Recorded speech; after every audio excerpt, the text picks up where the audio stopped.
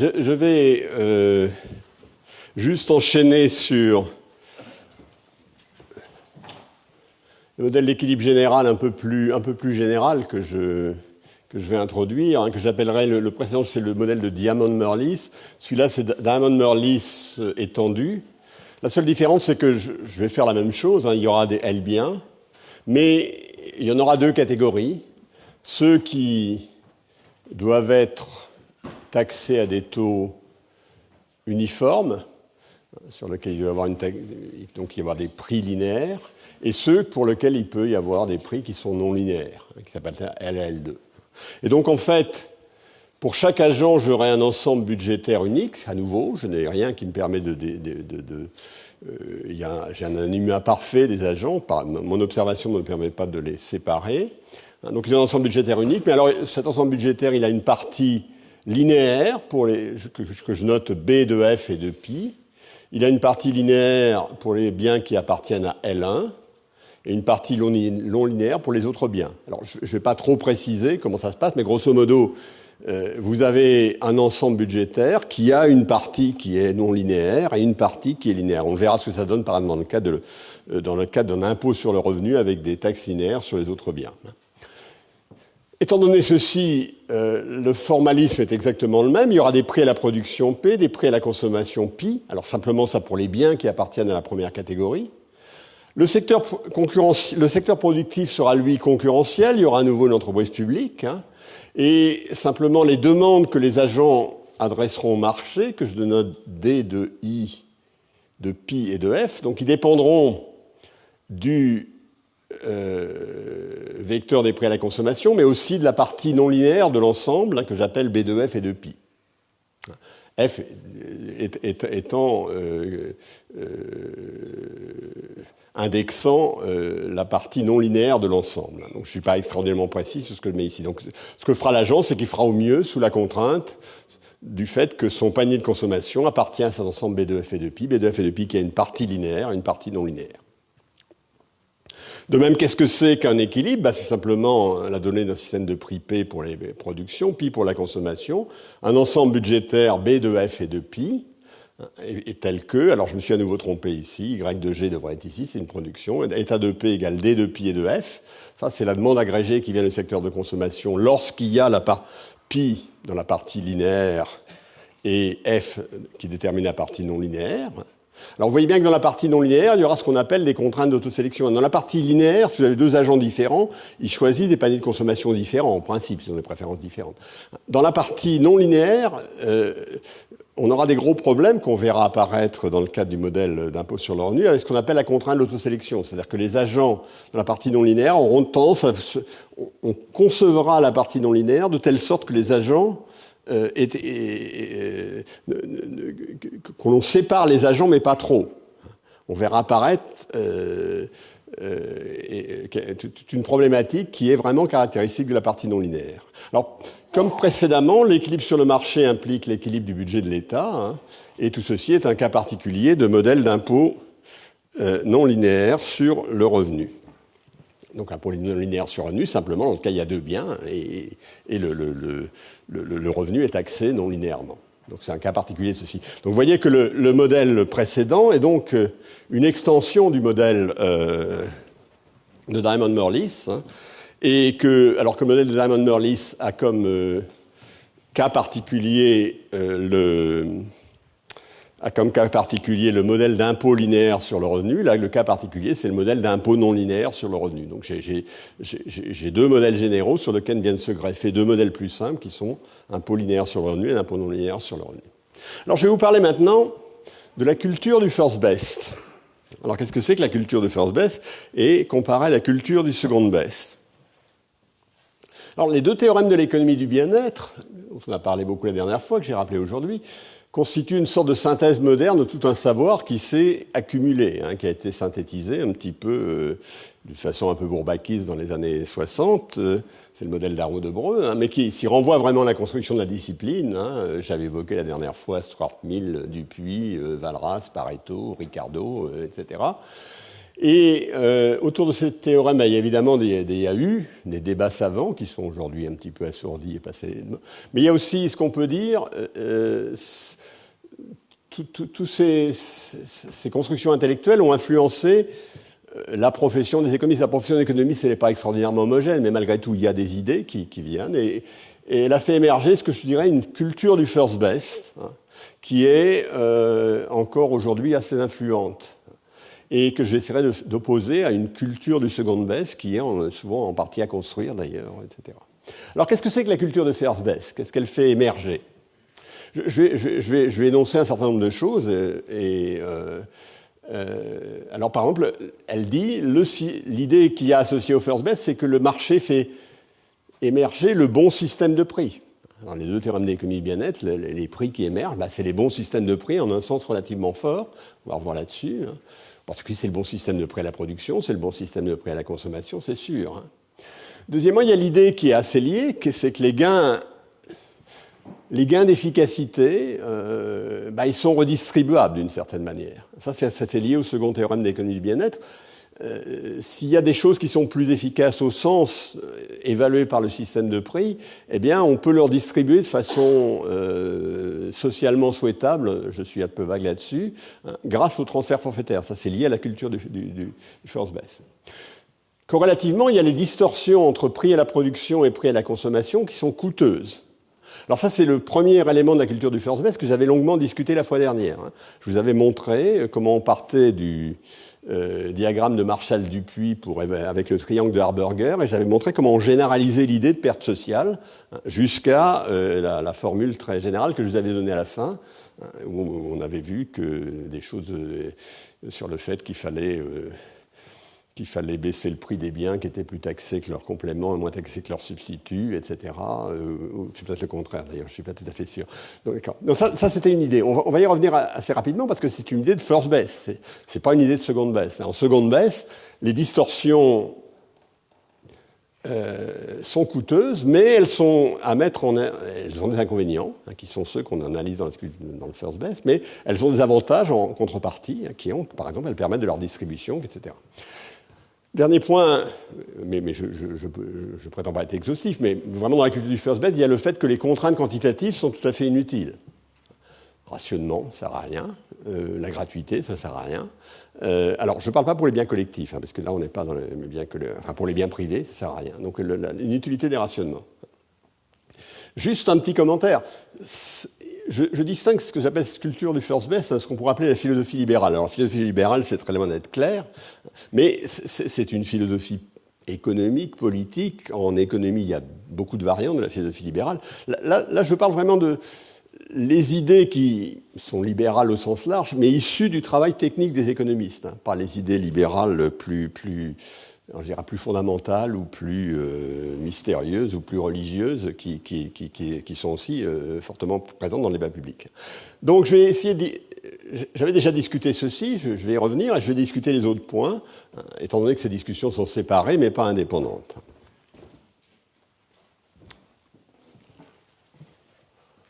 Alors, le marché fait émerger le bon système de prix, bon au sens suivant, c'est qu'il reflète le coût ou la valeur sociale de biens. Implicitement, alors je vais y revenir dans le prochain transparent, en particulier, les prix, c'est une bonne référence si on veut faire du calcul économique, même du calcul économique public.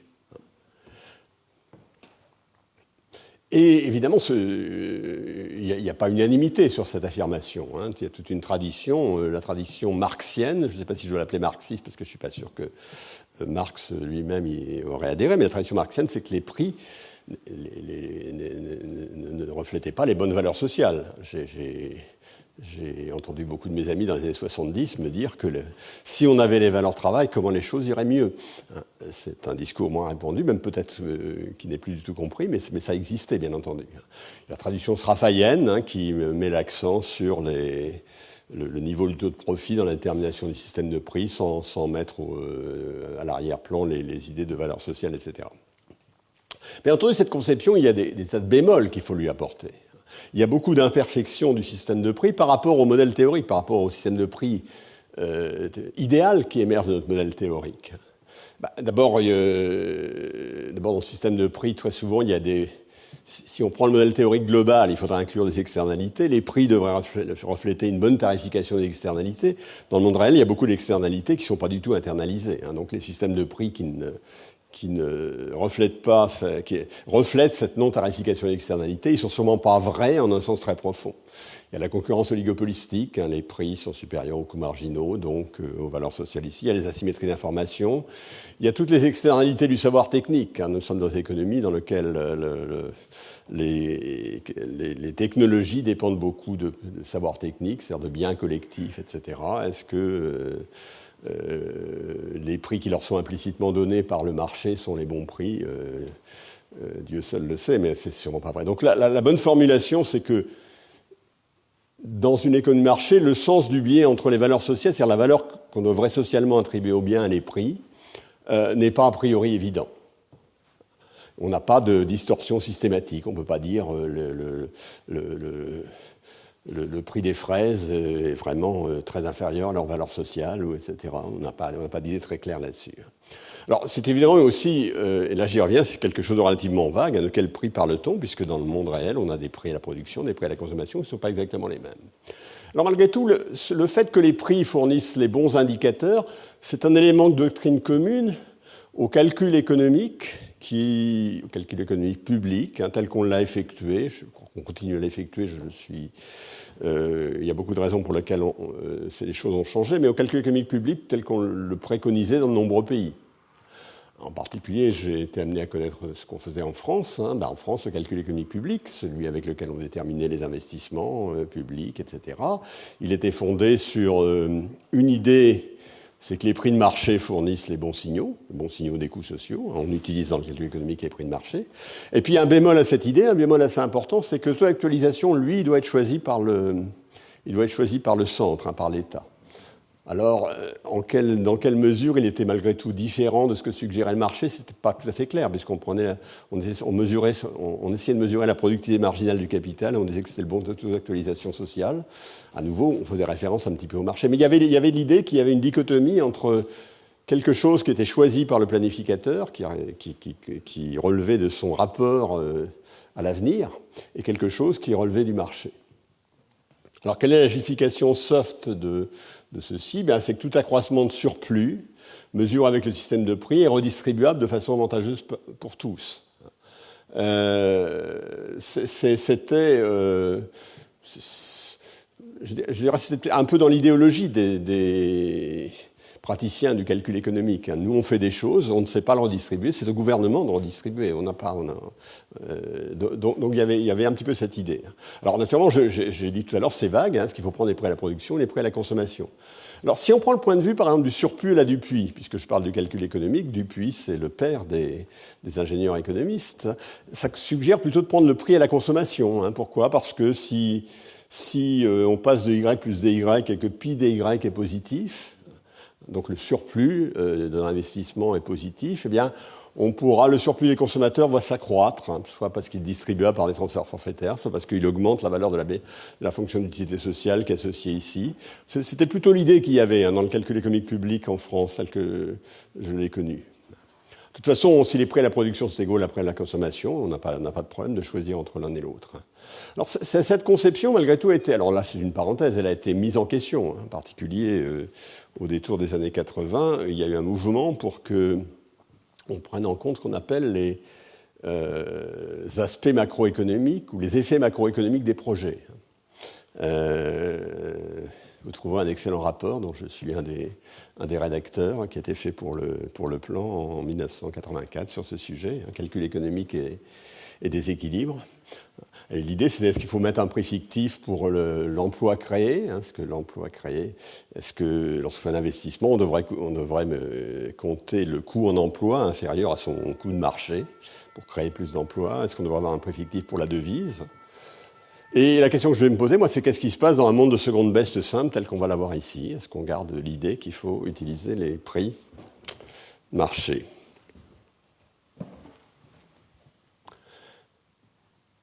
Alors ce que je vais montrer, c'est que sous certaines hypothèses, on a la propriété d'efficacité productive dans les modèles que j'ai appelés de Diamond-Morley, que j'ai présenté rapidement, et de Diamond-Morley étendu.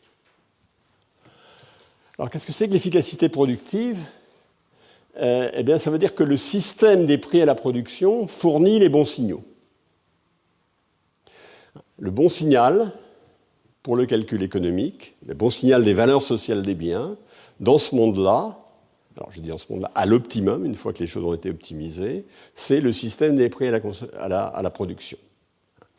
Alors donc je vous rappelle le modèle, il y a des prix à la production, je vais prendre le modèle plutôt Diamond-Morley, il y a des prix à la production P, c'est un vecteur de prix qui a autant de composantes qu'il y a de biens, et les prix à la consommation, qui devraient être pi et non pas p, bien entendu, qui peuvent être non linéaires pour un certain nombre de biens, et les deux systèmes de prix peuvent être déconnectés. Je n'ai pas de lien entre l'un et l'autre.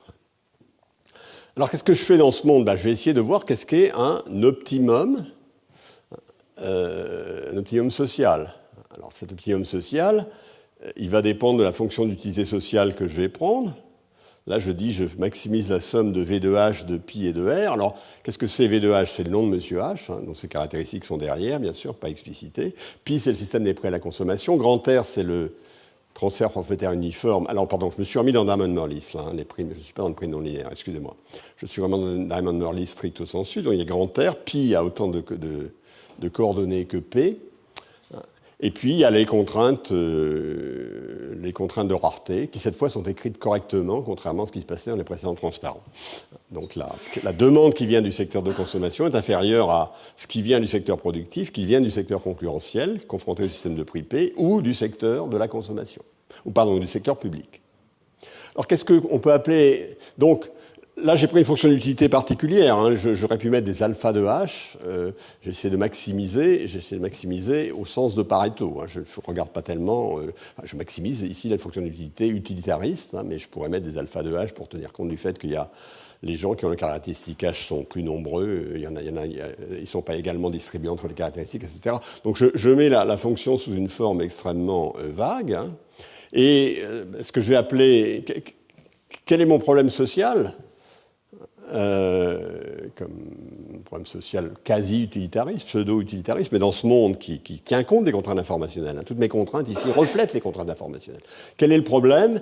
Eh bien, c'est donc celui-ci. Et quelles sont les valeurs sociales des biens ? Pour moi, c'est simplement les variables duales des contraintes de rareté, parce que quand vous maximisez les variables duales, la signification des variables duales d'un programme, c'est l'accroissement d'utilité collective que vous auriez si la contrainte était desserrée. Donc le rapport entre deux variables duales ici, ça reflète vraiment la valeur sociale des biens, sociale étant entre guillemets liée à la fonction d'utilité collective qui est ici. Alors qu'est-ce qu'on va trouver ici ? On prend les... je n'ai pas écrit le Lagrangien, mais il est facile de voir que quand on va maximiser, pi et p sont libres. Donc je vais pouvoir dériver par rapport à p. Qu'est-ce que je vais trouver si je dérive par rapport à P ? Je vais trouver le jacobien de l'offre concurrentielle, qui est une matrice d'état de P. Elle va être multipliée par ρ étoile, qui est le vecteur des variables. Alors là, il faudrait l'écrire bien, mais ce n'est pas surprenant. Elle va être multipliée par le vecteur ρ étoile, qui est le vecteur des variables duales. Et ρ étoile d'état de P étoile égale 0, je vais trouver. Et je vais trouver que si je bouge un peu DYG, je vais avoir ρ étoile DYG va être égal à 0, pour la même raison. Il suffit d'écrire le Lagrangien et de dériver par rapport à P et dériver YG. Mais qu'est-ce que ça prouve, ça ? Ça prouve que ρ étoile égale P étoile. Le premier énoncé, c'est ici, le secteur public témoin que j'ai introduit utilise comme pour son calcul économique les valeurs sociales des biens. Ça, c'est vrai. Ça, c'est très général. Deuxième chose, qui est vraie ici, qui est l'efficacité productive, ρ étoile égale P étoile. Ça résulte de ces inégalités-là, parce que quand je multiplie P étoile par des états de P, c'est égal à 0. Et donc ρ étoile égale P étoile est en fait la seule solution à ceci. Donc, dans ce monde, à l'optimum, lorsque j'ai optimisé, alors évidemment, il faut que les prix à la consommation soient les bons pour que ceci ait un sens, évidemment. Lorsque j'ai optimisé, le bon système de prix pour le calcul économique public, à nouveau, c'est le système des prix à la production. Pas le système des prix à la consommation, comme je suggérais tout à l'heure en parlant de Dupuis, mais le système des prix à la production. Ce n'est pas la même chose, c'est que là, on n'a pas de transfert forfaitaire. Mais on a quelque chose. Alors pourquoi c'est vrai, ça ? Je vais revenir un petit peu là-dessus. Donc ça, c'est l'argumentaire, je ne vais pas le reprendre. Hein.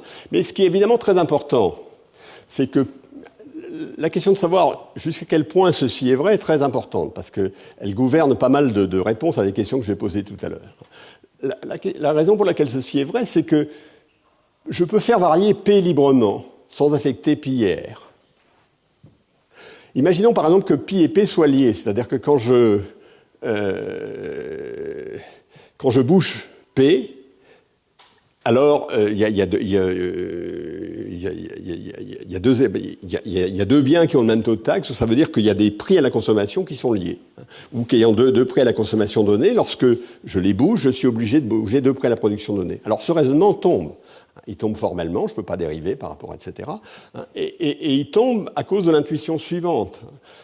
L'idée, c'est que dans ce monde, si vous n'étiez pas sur la frontière, c'est-à-dire si la production n'était pas efficace. Production efficace, ça veut dire que vous n'avez aucune perte dans le système de production. Imaginons que ce ne soit pas vrai, c'est-à-dire que vous soyez à l'intérieur de l'ensemble de production globale. Ce que vous avez envie de faire, si vous êtes à l'intérieur, vous allez dire je vais baisser les prix, par exemple. Tout le monde aime ça qu'on baisse les prix. Hein, et la demande, bien entendu, elle va revenir à la frontière. Problème, elle va revenir à la frontière en un point dans lequel que vous ne pouvez décentraliser que si les prix à la consommation que vous venez de baisser et les prix à la production ne sont pas liés. S'ils sont liés, vous pouvez être tout à fait incapable de le faire. Donc ce qui est la condition essentielle, c'est que le mouvement des conditions de consommation n'altère pas la possibilité de réarranger les prix à la consommation. À la production, pardon. Il faut vraiment que j'ai une liberté entre les deux secteurs. Et on verra que dans ce modèle, c'est vrai, c'est pas vrai par hypothèse, mais on verra des cas dans lesquels ceci n'est pas vrai, n'a aucune raison d'être vrai.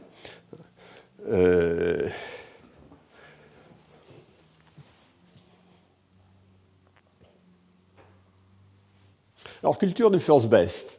Alors, je vais faire un petit peu une parenthèse, hein, les gains potentiels à l'échange sont redistribuables. Ça, c'est la culture du first best. Vous avez des gains à l'échange. Donc, un domaine dans lequel cette question se pose, c'est vraiment le domaine du commerce international. Est-ce que le commerce international est bon ou est-ce qu'il n'est pas bon ? Il est bon si les gains internationaux à l'échange crée des gains en un certain sens, en sens par rapport aux prix mondiaux, il élève la valeur totale, etc. Si ces gains internationaux à l'échange peuvent être redistribués.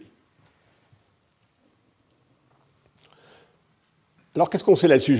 Je reviendrai sous des hypothèses plus réalistes, sur des hypothèses de seconde best. Ça, je ne vais pas le faire aujourd'hui, mais je vais juste rappeler ce qu'on dit en first best, hein, sur les gains à l'échange. Alors, premièrement, prenons le cas où il y a deux pays en autarcie, et ils s'ouvrent. Dans nos modèles, hein, avant ils avaient un équilibre concurrentiel, chacun dans leur coin. Ils s'ouvrent, donc les biens sont échangés, les facteurs restent immobiles, hein, et il y a un nouvel équilibre concurrentiel qui est l'équilibre concurrentiel de libre-échange. Alors la première chose, c'est que il existe des transferts entre les agents tels que l'ouverture est Pareto améliorante, c'est-à-dire tels que l'ouverture bénéficie à tout le monde. Pourquoi ? Parce que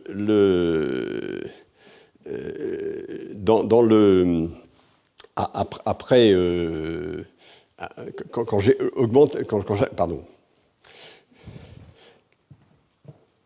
je fusionne les deux économies, j'ai une économie plus large.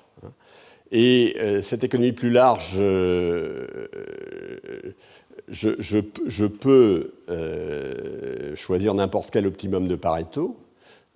Et il y a un optimum de Pareto qui est Pareto supérieur à l'équilibre concurrentiel de chacune des économies. Simplement, puisque l'équilibre concurrentiel de chacune des économies, que vous les mettez ensemble, hein, c'est inférieur, ça donne quelque chose qui n'est pas efficace dans le sens de Pareto. Donc, si vous avez les grandes économies, il y a un état efficace dans le Pareto qui Pareto domine les allocations dans chacune des économies. Donc, si j'ai des transferts forfaitaires entre les agents du monde, j'ai moyen, s'il y a ces transferts forfaitaires, il y en a tel que j'améliore le sort de tout le monde. Question, pas tout à fait anodine, est-ce que ces transferts sont des transferts à l'intérieur des pays ou c'est des transferts internationaux ?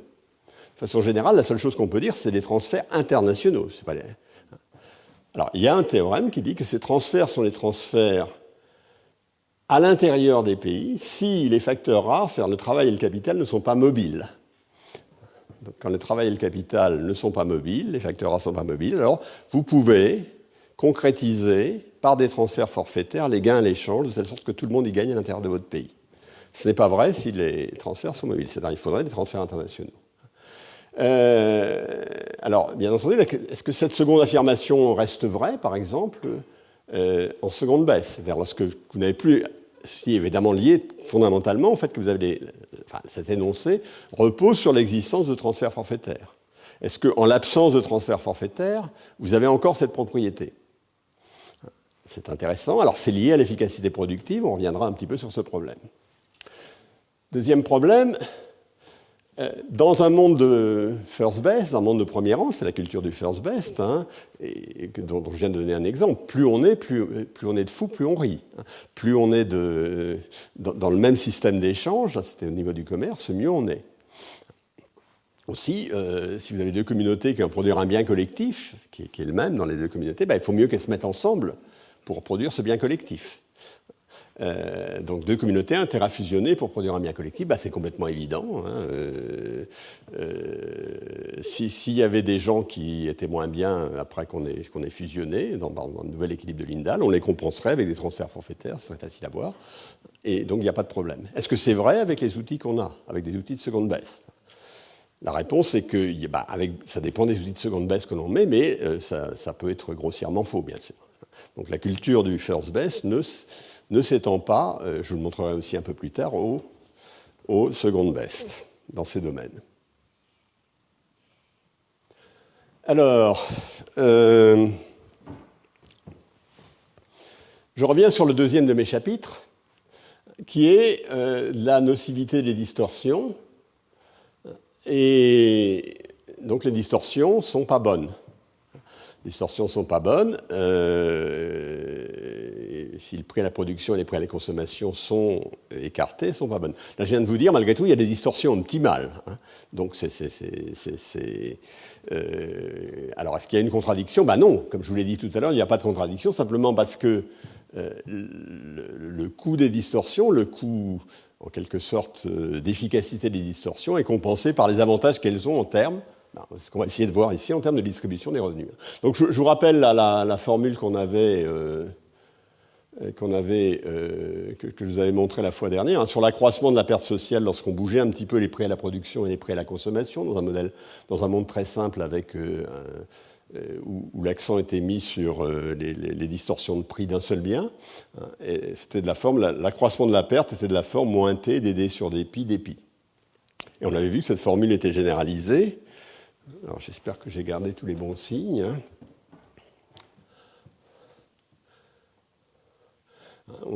J'avais présenté un cadre un peu général. Il y avait le prix à la production et le prix à la consommation variés sur un chemin indicé par V. Il y avait une taxe T de V qui variait. Et je vous avais dit que la variation locale de la perte sociale lorsqu'on passait de V à V plus dV, qui se traduisait par un changement de prix à la consommation de dpi, était donné par la formule qui est ici, moins T de V dm de pi de V dpi. Moins T, c'était moins le vecteur des taxes. Donc, pi moins P, c'est le vecteur des taxes, comme tout aujourd'hui. Et ça, c'était la matrice jacobienne de la demande pour cette économie. Alors, mettons que c'était une économie où il y avait des genres identiques, mais ce n'est pas nécessairement le cas. Et c'était multiplié par des pi. Et donc, j'avais proposé d'appeler ceci, j'espère qu'il n'y a pas d'erreur de signe, le vecteur des indices de découragement absolu des biens. J'avais dit qu'il fallait baisser le prix des biens dont l'indice de découragement est négatif. J'espère que c'est le bon signe aussi. Évidemment, le second baisse, on va toujours avoir cet élément, normalement, en principe. C'est un élément de perte sociale. C'est qu'on sait mettre en garde la perte sociale telle que mesurée ici, et le gain social lié aux effets distributifs, aux effets positifs qui, évidemment, sont éventuellement des effets distributifs. Dans un monde de seconde baisse, on ne peut pas régler les problèmes distributifs par des transferts forfaitaires, on les règle par des outils qui sont imparfaits. C'est le principe de taxation, ça ne permet pas de mettre en œuvre la redistribution utilitariste. Alors là, L'arbitrage équité efficacité laisse distorsion. Alors je vais essayer de vous expliquer ce qu'est. On va revenir dans le modèle de Diamond-Murlis et on va, sans se poser des questions trop métaphysiques, on va voir comment on peut modifier les choses pour qu'éventuellement ce soit bien pour tout le monde, ou ce soit bien en un certain sens. Alors pour ça, donc je pars d'un équilibre, hein, P, pi, grand R. Donc il vérifie état de P, ça c'est l'offre concurrentielle, égale D de pi et de R plus Y de G. Et je vais regarder ce qui se passe si je change dpi, le vecteur des prix à la consommation. Alors, si vous voulez, on peut oublier que P peut bouger ici, mais ça ne change rien. Le fait qu'il puisse bouger comme on veut, fait que tout se passe comme s'il était fixe. Mais qu'est-ce qui va être faisable? Eh bien, ça va être... Je vais multiplier la matrice de dérivée de la demande par rapport au vecteur de prix pi. Je ne suis pas trop précis, Enfin, elle a en principe la dimension... c'est une matrice carrée qui a comme dimension... dans la dimension, enfin, qui a en ligne et en colonne autant de lignes et de colonnes qu'il y a de biens. Et qu'est-ce qui va être faisable? C'est P dd sur dpi, négatif ou nul. En effet, si je bouge dpi, l'effet sur la demande totale, c'est le produit de cette matrice multiplié par dpi. Et pour que ce soit faisable, il faut que sa valeur mesurée avec le système de prix P, c'est que ce soit localement, soit compatible avec ce qui se passe dans le secteur de la production. Alors ça, et ça peut s'écrire, ça c'est un vecteur, ça se produit de ce vecteur par cette matrice, c'est un vecteur qui dépend de P et de pi, et il faut simplement que ce vecteur phi de P et de pi dpi soit multiplié par dpi, soit négatif ou nul. Donc tout changement de prix à la consommation qui vérifie ceci est un changement qui est faisable. Alors j'ai mis sur ce diagramme, vous voyez par exemple, j'espère que moi j'arrive à comprendre les petits dessins. Ça c'est une première position pour phi de P et de pi, hein. Alors, tous les pi qui sont compatibles avec ça, je vais mettre l'égalité, c'est ceux qui sont le long de cette droite. Par contre, si phi de P et de pi est ce vecteur, là, le second ici, ce qui est compatible, c'est ce qui est, avec phi de P et de pi égal à 0, c'est ce qui est le long de cette droite. Donc, ça me permet d'écrire les variations de prix qui sont faisables. Maintenant, il faut que je vois celles qui sont souhaitables. Alors, pourquoi une variation de prix doit être souhaitable? Bien, elle est souhaitable pour Monsieur H si la valeur du panier de consommation de Monsieur H diminue. On change les prix, vous regardez la valeur de votre panier de consommation. Si elle diminue, vous êtes content. Votre bien-être augmente. Donc, XH dpi négatif est souhaitable pour Monsieur H. Ici, alors, Monsieur H, je vais... alors j'espère que ça voilà un Monsieur H. Ça c'est XH de pi, XH dpi, enfin c'est la ligne XH multipliée par les vecteurs dpi un peu grands, là, égale 0, par la direction de changement à la consommation, donc c'est celui-là. Hein. Et l'autre, j'ai un autre Monsieur H, alors, qui a aussi XH dpi négatif, pour qu'il soit content.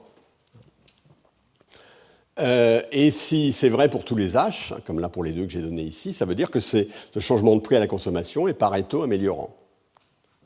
Alors quels sont les changements de prix qui seraient bons pour mes deux agents? Ben, c'est tout ce qui est dans cette zone-là, hein, c'est tout ce qui est dans ce cône-là. Hein. Évidemment, là ce que j'indique, c'est des directions de changement.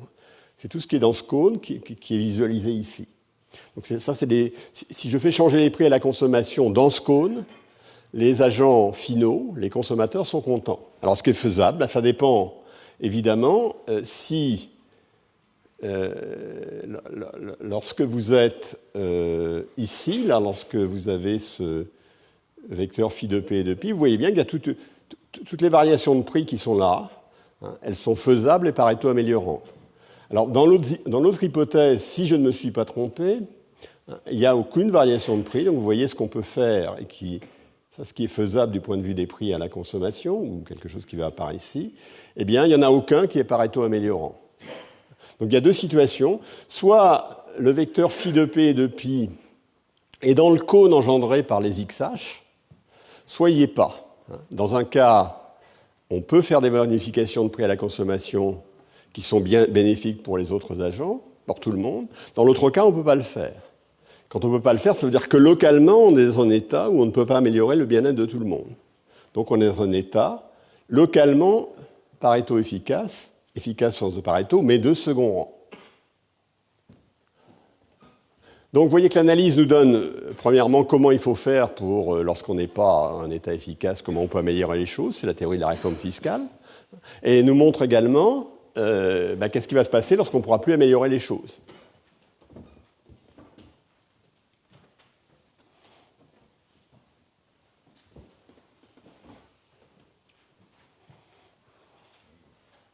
Je ne suis pas sûr que les moins soient tout à fait justes. Je crois que c'est plutôt plus. Mais, donc, qu'est-ce que c'est qu'un optimum dans le modèle de Diamond-Morley? C'est quelque chose où phi de P et de pi est dans le cône engendré par les XH, ce qui est écrit ici. Et donc, ça veut dire que si le coût social de la baisse des prix à la consommation, mesuré avec le système des prix à la production, égale le bénéfice social, multiplié, alors qui est égal à mu-h, multiplié par la consommation. Alors, il faudra évidemment l'écrire coordonnée par coordonnée. Ça, je le prends pour le bien K. Donc, le coût social de la baisse du prix à la consommation du bien K égale le bénéfice social, qui est le produit de mu-h, la valeur sociale du revenu de monsieur H.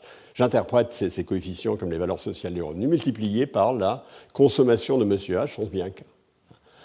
Par ailleurs, si j'optimise sur le transfert forfaitaire uniforme, eh bien, j'ai le fait que le changement de demande lié à la variation de transfert forfaitaire uniforme a un coût social qui est égal à son bénéfice social. Et son bénéfice social, ce n'est autre que la somme des valeurs sociales des revenus.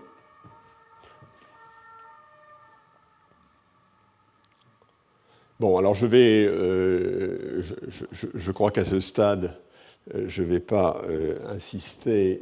les formules ici sont encore plus compliquées. Donc, je crois que...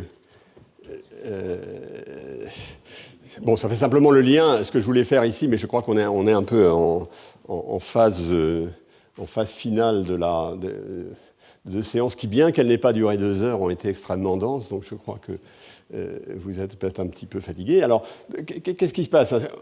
La première chose par rapport à ces formules, c'est que je devrais remplacer la demande par la demande compensée.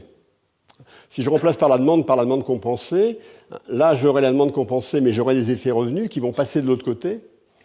Et PDD sur dpi va devenir moins TDM sur dpi. Moins TDM sur dpi, c'est le produit du vecteur des taxes par la matrice de la demande compensée. C'est ce que j'avais obtenu la dernière fois. C'est ce qui correspond au coût social si on était dans un monde de first best. Ça correspond vraiment au coût social du first best. Et donc, TDM sur dpi, on aura une formule de genre, TDM sur dpi va être égal à sigma de mu h x de h, mais où les mu h vont être des choses plus compliquées, c'est-à-dire ça va être les valeurs sociales